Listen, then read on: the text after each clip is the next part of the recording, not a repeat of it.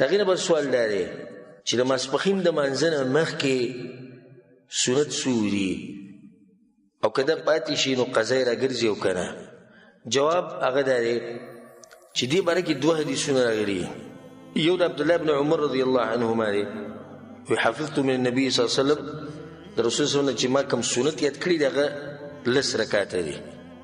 نو په هغې کې هغه ذکر کړي دی د ماسپښین د مانځه نه 2 مخکې او 2 وروسته. متفق علیه د حدیث صحیح بخاري صحیح مسلم کې. او عائشه رضی الله عنها وایي چې کان النبي صلی الله علیه وسلم لا يدعو 4 قبل الظهر، رسول صلی الله علیه وسلم د ماسپښین د مانځه نه مخکې 4 رکعاته نه پرېښوده به کول.